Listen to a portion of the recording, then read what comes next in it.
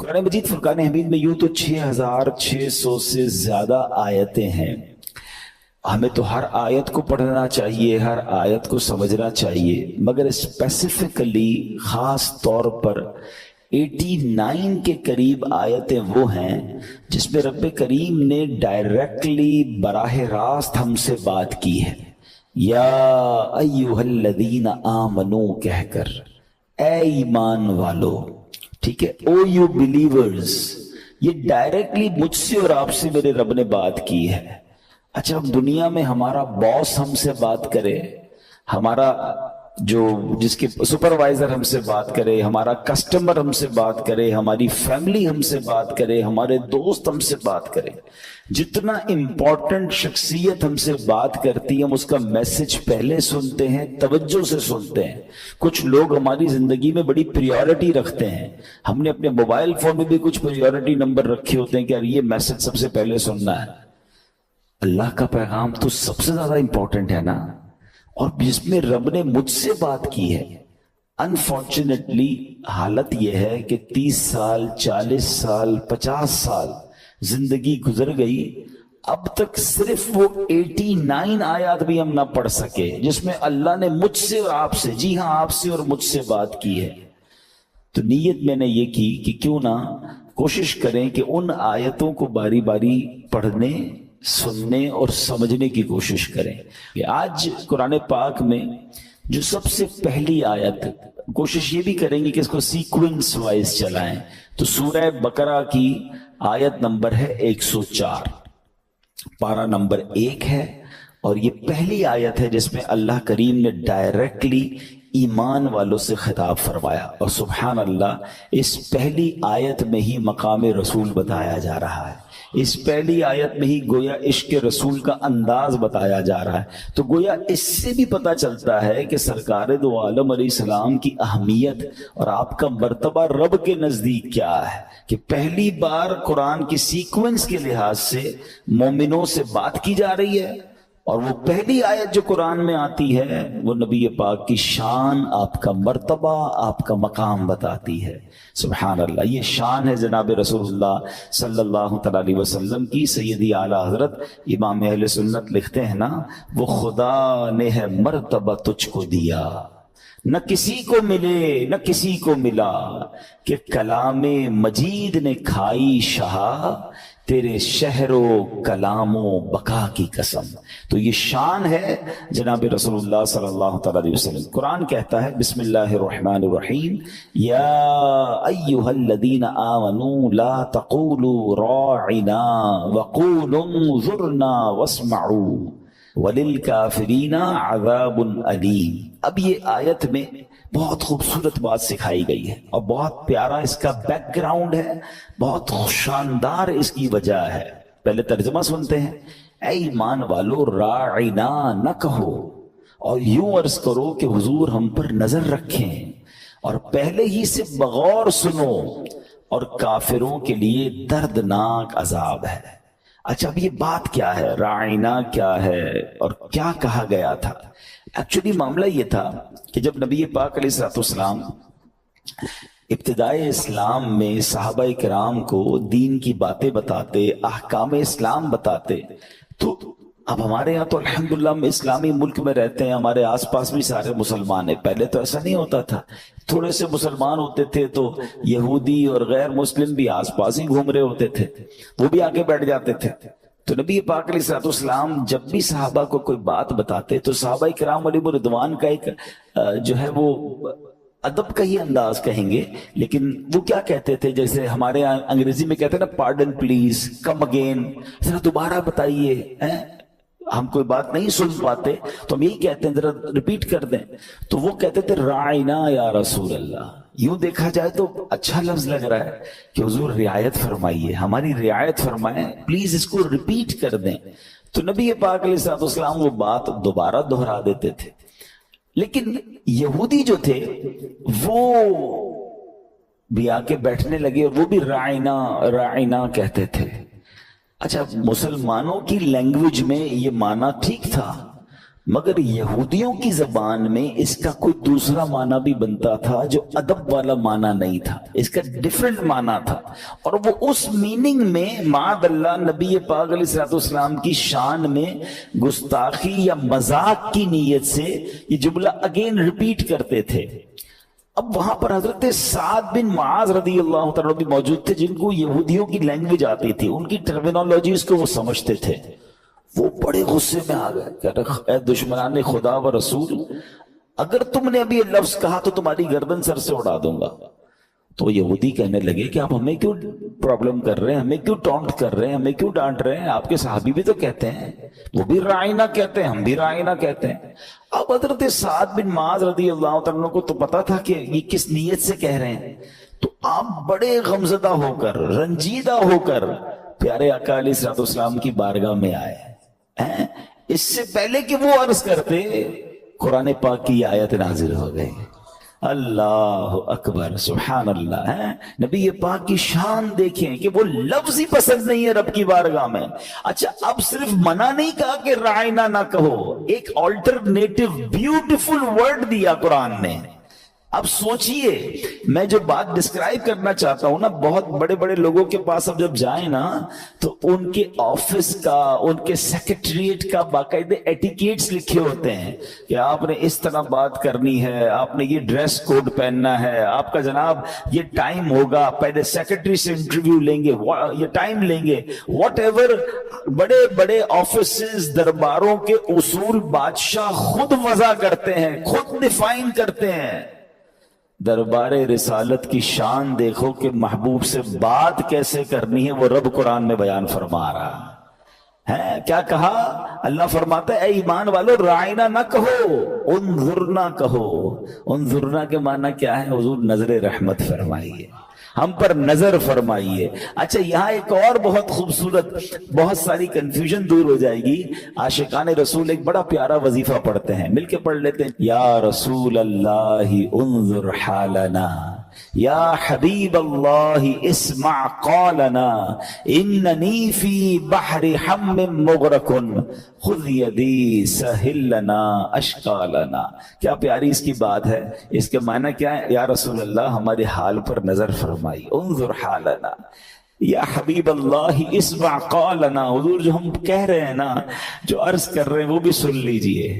اننی فی بحر ہم مغرق، حضور میں غموں کے سمندر پہ غرق ہو گیا ہوں، خذ یدی، میرے ہاتھ پکڑ لیجئے، سہل لنا اشکالنا، حضور میری مشکلیں آسان فرمائیے۔ تو یہ تو قرآن سے وظیفہ ملا ہے۔ کیا کہا قرآن نے؟ رائنا نہ کہو، انظرنا کہو۔ سبحان اللہ، سبحان اللہ۔ اچھا، اب یہاں جو اب بات سمجھنی ہے، اب اس پوری آیت سے جو فلسفہ، جو بات ہمیں سمجھ آ رہی ہے کہ نبی پاک علیہ الصلوۃ والسلام کی بارگاہ میں کوئی بھی ایسا جملہ، اللہ اور اس کے رسول دونوں کی بارگاہ میں کوئی بھی ایسا جملہ جس کا کوئی اور معنی بھی نکلتا ہو، ادب میں تھوڑی سی بھی کمی آتی ہو، اس کی اجازت بالکل نہیں ہے، ممنوع ہے۔ ایک شاعر نے فارسی زبان میں کیا کہا؟ ہزار بار بشویم دہن بمشک و گلاب، ہنوز نام تو گفتن کمال بے ادبی است۔ وہ کہتے ہیں اگر ہزار بار بھی ہم گلاب سے، مشک سے اپنا منہ دھو لیں، پھر بھی یہ جانے کائنات صلی اللہ تعالی علیہ وسلم آپ کا نام لینا پھر بھی بے ادبی ہے۔ ہماری تو زبان ہی اس قابل نہیں ہے، ہماری تو اوقات ہی نہیں ہے کہ ہم سرکار علیہ الصلوۃ والسلام کی بات کریں، ان کا نام زبان پر لیں۔ یہ تو بس سمجھ لیں کہ ان کی مہربانی ہے کہ اپنا ذکر کرنے کا موقع دیا، اللہ کی رحمت ہے کہ اس نے اپنا اور اپنے حبیب علیہ الصلوۃ والسلام کا نام اس گندی زبان سے لینے کی ہمیں توفیق دی۔ ہماری زبانیں کیا کچھ نہیں کرتی ہیں، ہمارے ہاتھ گندے ہو ہم کھانا کھاتے ہیں، ہاتھ کالے ہوں، ہاتھ گریس والے ہوں، ہاتھ گندگی پہ لگے ہوئے ہوں، ہم اس کو صابن سے دھوتے ہیں، ہم اس کو صرف سے دھوتے ہیں، کتنی بار صاف کرتے ہیں؟ یار نہیں یار، سینیٹائز لگاؤ یار، ہاتھ بڑے گندے کام میں لگے ہوئے تھے۔ زبان گندی باتیں کرتے ہوئے، جھوٹ بولتے ہوئے، حرام باتیں کرتے ہوئے، اور اسی زبان سے ہم اللہ رسول کا نام بھی لیں، سوچئے ہمیں زبان پاک رکھنی ہے، اپنے دہن کو پاک رکھنا ہے، کیونکہ اسی زبان سے کلمہ پڑھنا ہے، اسی زبان سے نماز پڑھنی ہے، اسی زبان سے تلاوت کرنی ہے۔ اللہ کرے کہ ہم زبان کے گناہوں سے محفوظ ہو جائیں۔ کیا خوبصورت بات کی کہ ادب گاہیست زیر آسماں از عرش نازک تر، نفس گم کردمی آیت جنید و با یزیدی جہاں۔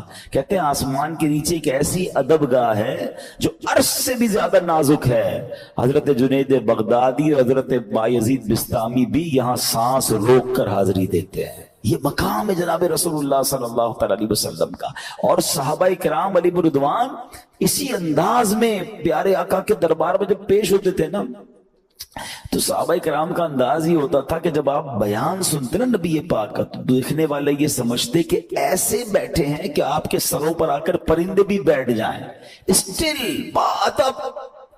بلکہ یہاں تک حال تھا کہ صحابہ کرام نبی پاک علیہ الصلوۃ والسلام کے ادب کی وجہ سے سرکار علیہ الصلوۃ والسلام کو نظر اٹھا کر دیکھتے بھی نہیں تھے، آنکھیں جھکا کر، سوائے ابو بکر صدیق رضی اللہ تعالیٰ عنہ اور حضرت عمر فاروق رضی اللہ تعالیٰ عنہ کے علاوہ صحابہ اور نبی پاک کو آنکھ بھر کر بھی نہیں دیکھتے تھے۔ ادب اتنا تھا۔ نبی پاک علیہ الصلوۃ والسلام کو سیدنا صدیق اکبر حضرت عمر فاروق بیان کے دوران دیکھا کرتے، مسکراتے، میرے آقا انہیں دیکھ کر انہیں بھی مسکرایا کرتے تھے۔ کئی صحابہ سے جب نبی پاک علیہ الصلوۃ والسلام کا حلیہ پوچھا گیا نا کہ اپیرنس بتائیں، نبی پاک کیسے دکھتے تھے، تو کئی صحابہ یہ کہتے ہم نے تو نظر بھر کے دیکھا بھی نہیں ہے، ہم اپنے اندر وہ ہمت ہی نہیں پاتے تھے۔ ہم نبی پاک کے دربار میں ضرور جاتے تھے، مگر ہم کیسے اس جلوہ جانا کا دیدار کریں۔ اللہ اکبر! اب اس میں کتنا بڑا سبق ہے ہم جیسے گناہگاروں کے لیے۔ اللہ مجھے اور آپ کو بار بار مدینہ پاک کی حاضری عطا فرمائے، مگر لوگوں نے مدینہ منورہ کو بڑا گرانٹڈ لے لیا ہے، بڑا آرڈنری لے لیا ہے۔ ٹھیک ہے یار، ٹریول پہ کہاں جا رہے ہو؟ مدینے جا رہا ہوں۔ ارے پتہ ہے کدھر جا رہے ہو؟ یہ کون سا دربار ہے؟ یہ کون سا مقام ہے؟ شاعر کہتے ہیں جیسے جی چاہے جہاں میں گھوم پھر، پر یہ مدینہ ہے یہاں آہستہ چل، قدسیوں کے درمیاں آہستہ چل۔ قدسی کس کو کہتے ہیں؟ فرشتے۔ آپ کو پتہ ہے مدینے میں آپ کبھی جائیں کسی بڑے وزیر اعظم ہاؤس، پریزیڈنٹ ہاؤس، کسی پیلس کے پاس جائیں بادشاہ کے، وہاں آپ کو فوجی پہرے دیتے ہوئے نظر آئیں گے۔ ایسے ہی ہے نا، گارڈز ہوتے ہیں۔ آپ کو پتہ ہے مدینے کے راستوں پر کون پہرا دیتا ہے؟ حدیث پاک میں آتا ہے کہ مدینے کی گلیوں پر فرشتے پہرا دیتے ہیں۔ میں ادھر جا رہا ہوں، ان گلیوں میں جا رہا ہوں، میری اوقات ہے۔ ہمیں احساس تو ہونا چاہیے ہمیں کتنی بڑی مہربانی ہوتی ہے جب ہم مدینے جاتے ہیں۔ نبی پاک علیہ الصلوۃ والسلام کی احادیث سے ہمیں یہ مضمون ملتا ہے کہ بارگاہ رسالت میں 70,000 فرشتے صبح حاضری دیتے ہیں، 70,000 فرشتے شام حاضری دیتے ہیں، اور جس کی زندگی میں ایک بار حاضری ہو جائے نا، پھر پوری زندگی اس کو حاضری کا موقع نہیں ملتا۔ once in a lifetime approximately 12 hours۔ اب ذرا غور کیجئے گا، اس میں بہت ساری باتیں سیکھنے کی ہے صرف ایک حدیث میں۔ اب ذرا مجھے بتاؤ کہ اللہ کے فرشتے کتنے ہیں؟ پھر کبھی آپ نے کیلکولیٹ کریں، کیلکولیٹر اٹھائیے گا، صبح 70,000، شام 70,000، ٹوٹل کتنے ہو گئے؟ 1,40,000۔ ایک دن میں 1,40,000 فرشتے۔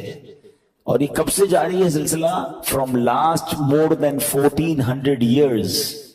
1400 سالوں سے سلسلہ جاری ہے، 1450 سالوں سے، اور روز 1,40,000 فرشتے حاضری دے رہے ہیں۔ اب کیلکولیٹ کر کے دیکھیے گا، ایک سال میں کتنے ہوئے، 100 سال میں کتنے ہوئے، 1400 سال۔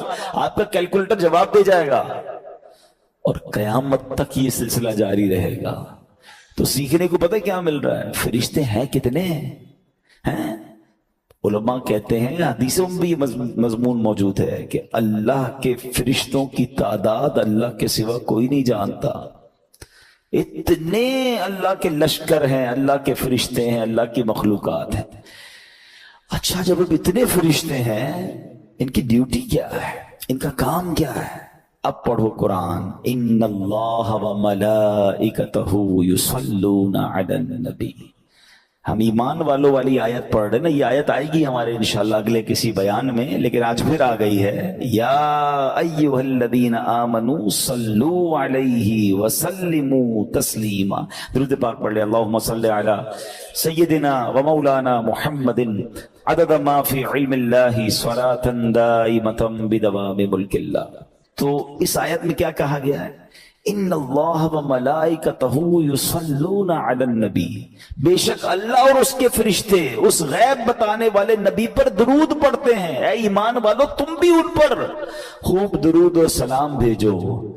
تو دو باتیں ہیں, یہ نہیں کہا کہ کچھ فرشتے درود پڑھتے ہیں, پرٹیکولر اسپیسیفک درود پڑھتے ہیں, نہیں, سارے فرشتے درود پڑھ رہے ہیں. اور یصلون, یہ جو عربی کا لفظ ہے نا, اس کو جو عربی کی گرامر تھوڑی سی جانتے ہیں, یہ لفظ لایا جاتا ہے کنٹینیو ورب پر, کنٹینیو ہونے والے کام پر, یہ مسلسل ہونے والا فعل ہے. یہ نہیں کہا کہ اللہ اور اس کے فرشتوں نے ایک بار درود پڑھ دیا اب اے ایمان والو تم درود پڑھو, نہیں, اللہ اور اس کے فرشتے گویا مسلسل نبی پاک پر درود بھیج رہے ہیں. اربوں نہیں, خربوں نہیں, انکاؤنٹیبل اینجلز ہر وقت نبی پاک پر درود بھیج رہے ہیں. تو مجھے بتاؤ میرے آقا کی شان کیا ہوگی, مرتبہ کیا ہوگا, اور کتنے درود روز پہنچ رہے ہیں. تو میرے اور آپ کے درود کی ان کو حاجت نہیں ہے. یہ تو ہمیں جو ہے نا, ہماری میمنی میں ایک جملہ کہتے ہیں, کسی غریب کو کوئی کام کرواؤ نا, کہتے ہیں اس کو کھٹا دو, یار اس کو بھی کوئی چانس دے دو. ایکچولی مجھے اور آپ کو چانس دیا گیا ہے کہ اللہ اور اس کے فرشتے درود بھیج رہے ہیں, مومنوں تم بھی پڑھ لو, تمہارا بھی کام بن جائے گا, تمہاری بھی جولی بھر دی جائے گی. تو اتنے فرشتے بارگاہ رسالت میں حاضری دیتے ہیں. اب ایک بڑا امیزنگ کوسچن بھی پیدا ہوتا ہے کہ جناب یہ زندگی میں ایک بار کیوں موقع ملتا ہے ان فرشتوں کو؟ اللہ کے فرشتے تو نیکیاں ہی کرتے ہیں, معصوم ہیں, گناہ بھی نہیں کرتے. تو بڑا خوبصورت اس پورے سسٹم کو اعلیٰ حضرت نے, امام اہل سنت مولانا شاہ امام احمد رضا خان, ان کو پڑھا کریں, ان کو انڈرسٹینڈ کریں. اعلیٰ حضرت کو ایسی دنیا نہیں مانتی, آپ بلیف کریں, صرف ان کی شاعری سمجھ آ جائے نا, فتوے تو بہت دور کی بات ہے, تو اندازہ ہوتا ہے کہ قرآن و حدیث پر کیسی گہری نظر تھی اور کیا عشق رسول کی بات کرتے ہیں. آپ نے یہ فلسفہ پورا بیان کیا. آپ فرماتے ہیں 70,000 صبح ہیں 70,000 شام, یوں بندگی زلف رخ 8 پہر کی ہے. آپ کہتے ہیں 70,000 صبح آتے ہیں, 70,000 بعد شام کو آتے ہیں, ان کی ڈیوٹیاں ہیں. یہ فرماتے ہیں یہ بدلیاں نہ ہو تو کروڑوں کی آس جائے, کیونکہ یہ بارگاہ مرحمت عام تر کی ہے. کہتے ہیں اگر یہ بدلیاں نہ ہوتی نا, بار بار آنے دیا جاتا فرشتوں کو, یا 12 گھنٹے سے زیادہ رکنا دیا جاتا, تو چونکہ فرشتے تو خربوں بچ جاتے. سب کو آنا ہے دربار رسالت میں, میرے آقا تو سب کے آقا ہے نا, تو اس لیے سب کی ڈیوٹی باندھ دی گئی تاکہ قیامت تک سارے فرشتوں کی باری آ جائے. ہیں لیکن اعلیٰ حضرت نے ایک بڑی کمال کی بات کی کہ فرشتے تو معصوم ہیں, گناہ بھی نہیں کرتے, ان کو زندگی میں ایک بار باری, اور ہم جیسے گناہ گاروں کو بار بار بلایا جاتا ہے, اور جتنے دن رہیں مہربانی کی جاتی ہے. تو فرماتے ہیں معصوموں کو تو عمر میں صرف ایک باری ملتی ہے. معصوم ہے نا, معصوموں کو تو عمر میں صرف ایک بار آسی پڑے رہیں تو صلاح عمر بھر کی ہے. ہم جیسے گناہگار اگر چاہیں مدینے میں ساری زندگی گزارے تو آقا کی طرف سے منع نہیں ہے, ہم ہی چھوڑ کے آ جاتے ہیں مدینہ. تو بہرحال یہ وہ دربار ہے, اس کی اہمیت دل میں ہونی چاہیے. مدینہ پاک جانے کی تڑپ بھی دل میں پیدا کریں, وہاں کے لیے دعائیں بھی کریں. سبحان اللہ. اور یہ میں نہیں کہہ رہا, اللہ کے حبیب علیہ الصلوۃ والسلام ہمیں بلا رہے ہیں. آپ فرماتے من زار قبری وجبت لہ شفاعتی, جس نے میرے روضے کی زیارت کی اس پر میری شفاعت واجب ہو گئی. ہم جیسے گناہ گاروں کو گویا شفاعت کا وعدہ دیا جا رہا ہے, اور مدینے نہ جائیں تو کہاں جائیں؟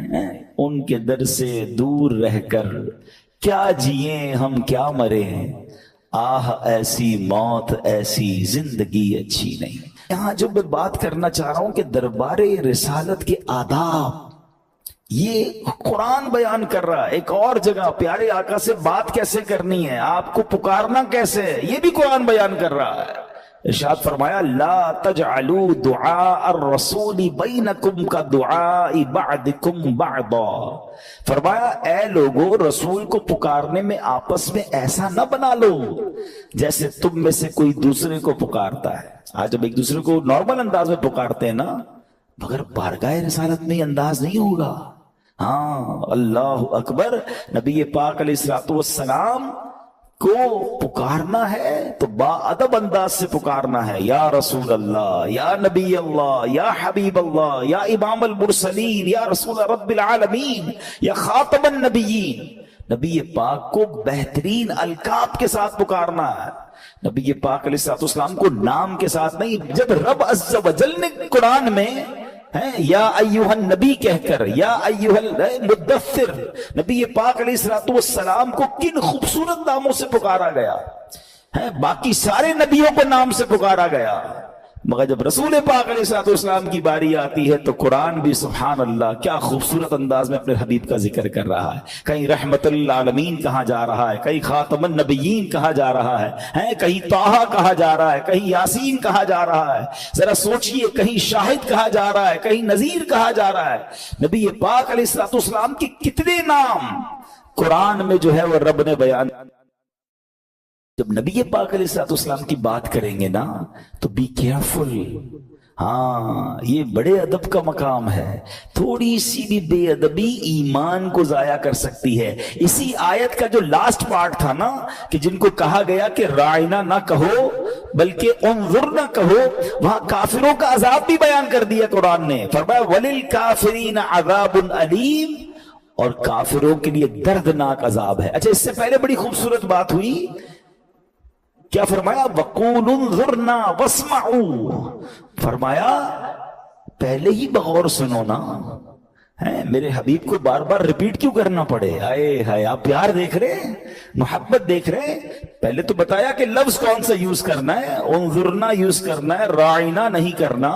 مگر یہ بھی کہا کہ پہلے ہی غور سے سن لو نا. پتہ نہیں کون بات کر رہے ہیں، کن کا خطاب ہو رہا ہے. فوکس ہو کر بار بار میرے حبیب کو ریپیٹ نہ کرنا پڑے. آئے ہائے، شاید آپ اس کو فیل کریں. اور رب عز و جل نے اپنے حبیب سے کس خوبصورت انداز میں پیار کا اظہار فرمایا کہ میرے نبی کو بار بار ریپیٹ نہ کرنا پڑے، پہلے ہی غور سے سن لو. اور پھر جو آگے آیت کا جز ہے وَلِلْكَافِرِينَ عَذَابٌ عَلِيمٌ، یہ بتا رہا ہے کہ جو گستاخ ہوگا نا، جس کے دل میں معاذ اللہ نبی پاک کے بارے میں مائنس پوائنٹ ہے، پھر وہ دردناک عذاب کے لیے تیار ہو جائے. پھر بربادی اس کا مقدر ہے. بے شک اللہ اللہ کرتا رہے، دل میں عشق رسول نہیں ہے تو پھر وہ رب کا نام لینا بھی کام نہیں آئے گا. اللہ کی سرتاب قدم شان ہے یہ. انسان نہیں انسان، وہ انسان ہے یہ. قرآن تو ایمان بتاتا ہے انہیں، اور ایمان یہ کہتا ہے میری جان ہے. یہ میرے آقا ایمان کی جان ہے. ان کے بارے میں کسی قسم کی ایک ذرہ برابر بھی، پیارے آقا تو دور کی بات، آپ علیہ السلام سے نسبت رکھنے والی کسی چیز کی بھی بے ادبی ایمان سے خارج کر دیتی ہے. نبی پاک کے منہ مبارک، نبی پاک کی آل مبارک، نبی پاک کے صحابہ اور اہل بیت، سب کا ہمیں ادب کرنا ہے. جس چیز کی نسبت نبی پاک سے ہو جائے وہ ہمارے سر کا تاج ہے. ادب اسی کو کہتے ہیں. پیارے آقا کے شہر کی تعظیم، آپ کی شہر کی گلیوں کی تعظیم، یہاں تک کہ مدینہ مبارک کی اشیاء کی تعظیم، یہ ہمارا ایمان اور ہمارے ادب کا تقاضا ہے. تو اللہ کرے کہ ہم ادب والے بن جائیں. اللہ ہمیں گستاخی سے بھی محفوظ فرمائے اور گستاخان رسول سے ہمیشہ دور فرمائے. ان صحبتوں میں رہا کرو جو با ادب صحبتیں ہیں. کہتے ہیں نا با ادب با نصیب، بے ادب بد نصیب.